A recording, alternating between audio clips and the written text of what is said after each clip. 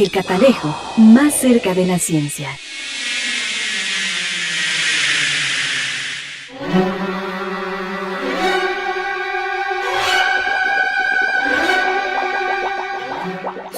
¡Profe!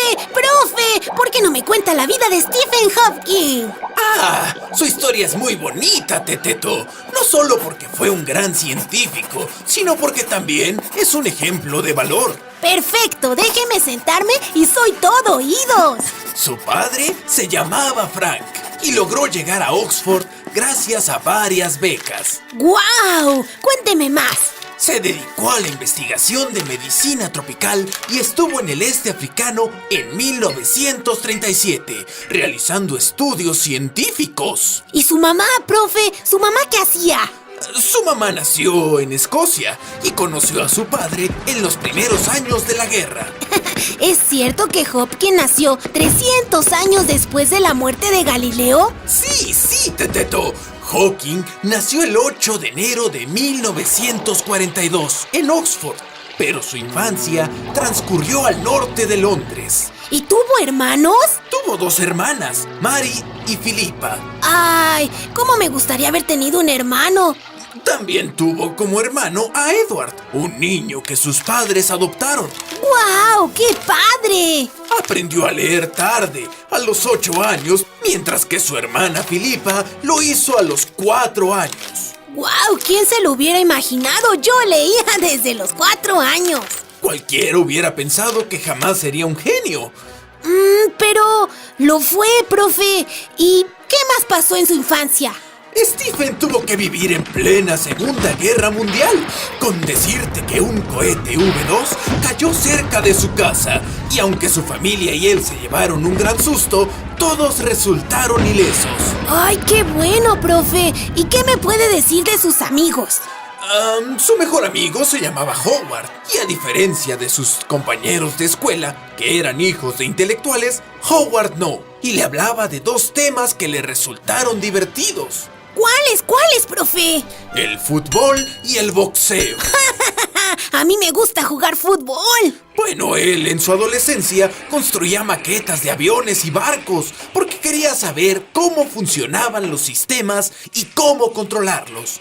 ¿Y qué más, profe? Cuénteme más. Bueno, Teteto, ¿sabes qué apodo le decían en la escuela? ¿Cuál, profe? Le decían Einstein, porque sus compañeros, que eran brillantes, parece que vieron ciertas aptitudes en él. ¡Guau! Ese apodo sí me gusta. Bueno, era desordenado y su caligrafía desesperaba a sus profesores. Y cuando tenía 12 años, un amigo suyo apostó con otro a que el adolescente Hawking no haría nada importante en la vida. ¡Ay, qué mala onda! Como su padre investigaba sobre enfermedades tropicales, solía llevarlo a su laboratorio y le permitía ver microbios a través del microscopio. Como usted me enseña, profesor. Su papá también le daba clases de matemáticas, pero el joven Stephen llegó a superarlo. ¡Muy bien! Algún día tú me superarás, Teteto. Inmerso en ese ambiente científico, no era raro que se dedicara a la ciencia. ¡Claro que no! ¿Y después? Ingresó a la Universidad de Oxford para estudiar matemáticas y física. Y terminó sus estudios en 1962. ¡Guau! ¡Estudiar matemáticas! Un año después, cuando estaba patinando sobre el hielo, se resbaló y tuvo problemas para levantarse. ¿Por qué? ¿Qué edad tenía, profesor? Pues tenía apenas 21 años y los médicos detectaron que tenía esclerosis lateral amiotrófica y le dieron 2 años de vida. ¿Y cómo fue que logró vivir tantos años, profe? Porque Hopkins murió a los 76 años. Porque era un hombre valiente y determinado. Con el tiempo, ya no podía mover su cuerpo e incluso en 1985 se quedó sin voz después de que le practicaron una traqueotomía. Aún así, se comunicaba con palabras a través de un sintetizador. Sí, profesor, recuerdo haberlo escuchado. En sus últimos años, el único músculo que podía mover era el de su mejilla, pero un sensor ubicado en su silla de ruedas interpretaba los movimientos de esta para transferir transformarlos en palabras. ¡Guau! ¡Eso es impresionante! Déjame decirte, Teteto, Intel le diseñó un sistema que aprendía sus palabras más comunes y las predecía. De esta manera, se comunicaba más rápido y navegaba más fácil por internet. ¡Ay! Es muy interesante. Era un hombre muy inteligente.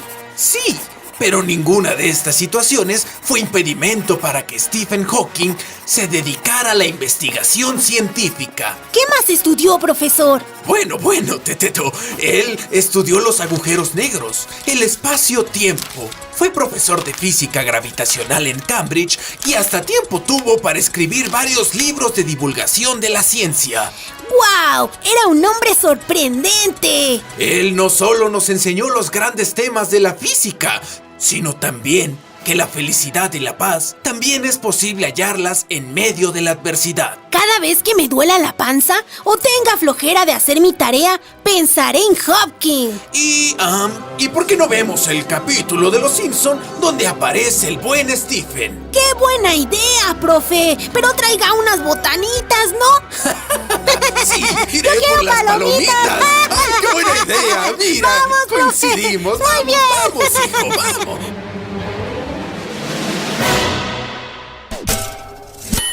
El Catalejo, más cerca de la ciencia.